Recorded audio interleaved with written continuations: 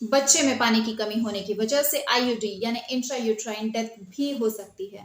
तो इससे बचने के लिए क्या करें, कैसे रूल आउट कराएं, खुद की मदद कैसे करें, अपने बच्चे की मदद कैसे करें, यही सब जानने के लिए वीडियो को एंड तक जरूर देखें। नमस्कार, मैं डॉक्टर रितु सिंधु स्वागत करती हूँ आप सभी का अपने चैनल डॉक्टरी सलाह पर।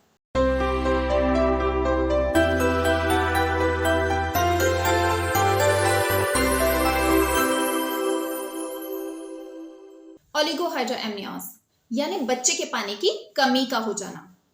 बच्चे के चारों तरफ का जो पानी होता है उसको मेजर करने के लिए अल्ट्रासाउंड किया जाता है। अल्ट्रासाउंड में एमनियोटिक फ्लूइड इंडेक्स की वैल्यू को चेक किया जाता है।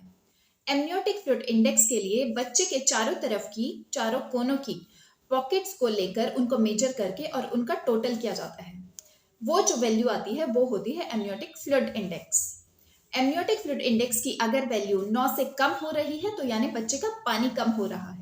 अगर एएफआई की वैल्यू 6 से कम हो जाती है तो ये अलार्मिंग कंडीशन होती है। इसे बोलते हैं सिवियर ओलिगोहाइड्रोएमनियोस, यानी ये टाइम है एक्शन लेने का। अब हम जान लेते हैं ओलिगोहाइड्रोएमनियोस होने के रीजंस क्या क्या होते हैं, क्या क्या कारण होते हैं जिनकी वजह से ऐसा होता है।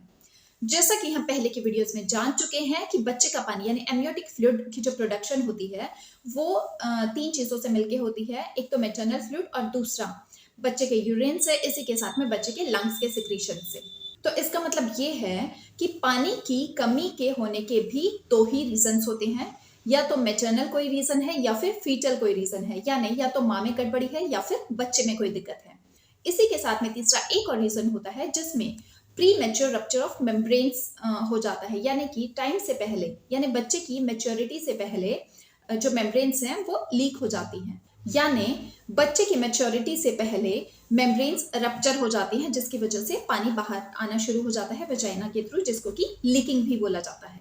अब हम सबसे पहले बात कर लेते हैं लीकिंग की।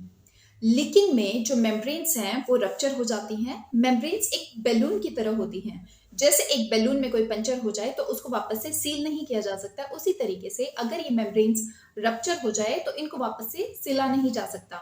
तो अगर ऐसा होता है तो उस कंडीशन में हमें डिलीवरी ही करानी पड़ती है। सेकेंड जो रीजन है, अगर कोई फीटल रीजन है यानी हमारे बच्चे में कोई डिफेक्ट है तब भी ओलिगोहाइड्रोएमनियोस हो जाता है। स्पेशली अगर बच्चे के यूरिनरी या फिर डाइजेस्टिव सिस्टम में कोई प्रॉब्लम है, यानी बच्चे की food pipe, stomach, urinary bladder, kidneys या फिर यूरेटस में कोई प्रॉब्लम है जिसकी वजह से बच्चा प्रॉपर पेशाब नहीं बना पाता और यूरिन को पास नहीं कर पाता, तब भी ऐसा होता है। अगर कोई फीटल रीजन है तो ये डिटेक्ट किया जाता है एक डिटेल्ड अल्ट्रासाउंड करवा के, जो कि जनरली 20 से 22 हफ्ते के बीच में एक अल्ट्रासाउंड कराया जाता है जो स्पेशली बच्चे की एनोमलीज को चेक करने के लिए ही होता है। अगर बच्चे में कोई मेजर डिफेक्ट है तो उस अल्ट्रासाउंड में वो पकड़ा जाता है और फिर उसी के अकॉर्डिंग आगे पेशेंट को गाइड किया जाता है। थर्ड जो रीजन है वो मैटरनल रीजंस हैं। अगर मदर को कोई प्रॉब्लम है जिसकी वजह से ऑर्गनल प्रॉपर नहीं बनी है, यानी प्लेसेंटा प्रॉपर नहीं बनी है या फिर उसकी फंक्शनिंग प्रॉपर नहीं हो रही है, जनरली जो रीजंस मिलते हैं मैटरनल, वो अगर मदर का ब्लड प्रेशर बहुत हाई हो रहा है जिसकी वजह से जो नसें हैं वो सिकुड़ जाती हैं, जिसकी वजह से प्लेसेंटा की फंक्शनिंग प्रॉपर नहीं होती है, या फिर मदर को कोई हार्ट डिजीज, लंग डिजीज या कोई वेस्कुलर डिजीज है जिसकी वजह से ऐसा हो रहा है, या मदर पहले से कोई ऐसी मेडिसिन ले रही है जिसकी वजह से प्लेसेंटा की फंक्शनिंग में प्रॉब्लम हो रही है, इसको बोलते हैं प्लेसेंटल इनसफिशिएंसी। बच्चे का पानी एमनियोटिक फ्लूइड के फॉर्मेशन में बहुत बड़ा रोल जो प्ले करता है वो प्लेसेंटा होता है। अब किसी भी वजह से अगर प्लेसेंटा की फंक्शनिंग में प्रॉब्लम होगी तो उस कंडीशन में बच्चे का पानी कम हो जाएगा। कभी कभी एक और सिचुएशन भी होती है जिसमें किसी भी तरह का कोई रीजन रूल आउट नहीं होता लेकिन फिर भी बच्चे का पानी कम हो जाता है। उसे बोला जाता है इडियोपैथिक, यानी ना ही तो मदर में कोई प्रॉब्लम है, ना ही बच्चा डिफेक्टिव है, ना ही लीकिंग हुई है, लेकिन फिर भी बच्चे का पानी कम हो गया है, यानी अननोन रीजन है, रीजन हमें नहीं पता लेकिन बच्चे का पानी कम हो गया। उस कंडीशन में प्लेसेंटल इनसफिशिएंसी को ही रीजन मान लिया जाता है। अब हम जान लेते हैं कि जब बच्चे में पानी की कमी होती है उस टाइम पर क्या साइंस दिखाई देते हैं, क्या लक्षण होते हैं। जब बच्चे में पानी की कमी होती है तो माँ का पेट भी छोटा होता है, उसका साइज भी छोटा होता है, जो कि कई दफा सुनने को भी मिलता है कि प्रेगनेंसी 8 मंथ्स की है लेकिन बच्चे का जो पेट का साइज है वो तो अभी छोटा है। इसी के साथ में माँ को बच्चे की मूवमेंट्स प्रॉपर तरीके से नहीं फील होती, और जब ये दो साइंस दिखाई देते हैं तब अल्ट्रासाउंड से रूल आउट कर लिया जाता है कि कहीं पानी तो कम नहीं हो रहा बच्चे का। अब हम जान लेते हैं कि जब बच्चे में पानी की कमी होती है उससे बच्चे के ऊपर या माँ के ऊपर क्या क्या असर दिखाई देता है। अगर बच्चे का पानी कम है तो IUGR यानी इंट्रायूट्राइन ग्रोथ रिटार्डेशन होता है, यानी बच्चे की जो फिजिकल ग्रोथ है वो कम हो जाती है। इसी के साथ में जो बच्चे का पानी है वो बच्चे को स्पेस प्रोवाइड करता है फिजिकल मूवमेंट्स के लिए और उसके हैंड्स और लिम्स को फ्री रहने के लिए। जब बच्चे का पानी 5th या 6th मंथ से यानी बहुत अर्ली स्टेज से कम होता है तो उस टाइम पर हाथ और पैर प्रॉपर तरीके से मूव नहीं कर पाते, वो मैक्सिमम टाइम एक ही पोजीशन में रहते हैं, जिसकी वजह से बच्चे के हाथ पैर टेढ़े भी हो सकते हैं, जिनको डिलीवरी के बाद कुछ हद तक हड्डियों वाले डॉक्टर की मदद से यानी ऑर्थोपेडिशियन से कुछ हद तक इसको ठीक किया जा सकता है।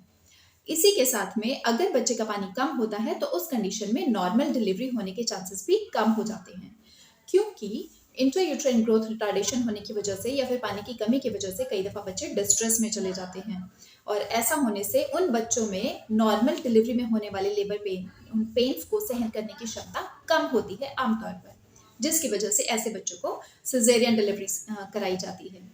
कभी कभी बच्चे में पानी की कमी की वजह से बच्चा इतना डिस्ट्रेस में चला जाता है कि उसकी IUD यानी इंट्रायूट्राइन डेथ भी हो सकती है। तो ऐसा ना हो, इसके लिए जैसे ही आपकी डायग्नोज बने तुरंत अपने डॉक्टर की सभी बातें माने और ट्रीटमेंट प्रॉपर तरीके से लें। अब हम बात कर लेते हैं ओलिगोहाइड्रोएमनियोज के ट्रीटमेंट की। ट्रीटमेंट के लिए सबसे पहले रूल आउट कराइए कि रीजन क्या है। अगर मैटरनल रीजन है तो उसके अकॉर्डिंग ट्रीटमेंट होगा। जैसे अगर माँ का ब्लड प्रेशर बहुत हाई है तो फिर बीपी को कंट्रोल किया जाएगा, मेडिसिन भी दी जाएंगी और उनके डाइट को भी कंट्रोल किया जाएगा। इसी के साथ में अगर मदर कोई ऐसी मेडिसिन ले रही है जिसकी वजह से ऐसा हो रहा है तो वो मेडिसिन बंद की जाएंगी, या मदर को कोई हार्ट लंग्स की कोई भी और डिजीज है तो उसके अकॉर्डिंग ट्रीटमेंट किया जाएगा। इसी के साथ अगर बच्चे का कोई रीजन है, बच्चे में कोई डिफेक्ट है, तो उस कंडीशन में बहुत ज्यादा मदद तो नहीं कर पाते हैं, लेकिन जितना पॉसिबल होता है उसके अकॉर्डिंग आपको गाइड किया जाता है। अगर रीजन प्लेसेंटल इनसफिशिएंसी है तो मार्केट में कुछ मेडिसिन अवेलेबल हैं, जैसे आर्जिनाइन, L-आर्जिनाइन, जिनको ओरल या इंजेक्टेबल फॉर्म में दिया जाता है, जिससे प्लेसेंटा को स्टिमुलस मिलता है, जिसकी वजह से एमनियोटिक फ्लूइड की फॉर्मेशन बढ़ती है। तो इस तरीके से पेशेंट की मदद की जाती है। इसी के साथ अगर मदर बहुत ज्यादा डिहाइड्रेटेड है तो उस कंडीशन में एडवाइस किया जाता है कि मदर ज्यादा से ज्यादा लिक्विड ले, जैसे नारियल पानी, दूध, दही, लस्सी, लिक्विड ज्यादा से ज्यादा ले। वो भी कुछ हद तक डायरेक्टली तो नहीं लेकिन इनडायरेक्टली हेल्प करता है। मुझे उम्मीद है बच्चे में पानी की कमी के काफी पॉइंट्स आपके क्लियर हो गए होंगे, लेकिन फिर भी अगर आपका कोई क्वेश्चन, कोई क्वेरी है तो आप कमेंट बॉक्स में पूछ सकते हैं, मैं आपको रिप्लाई जरूर करूंगी। इसी के साथ हमारे चैनल को सब्सक्राइब करना बिल्कुल ना भूलें, बेल नोटिफिकेशन को भी प्रेस करें और वीडियो को लाइक एंड शेयर भी जरूर कर दें।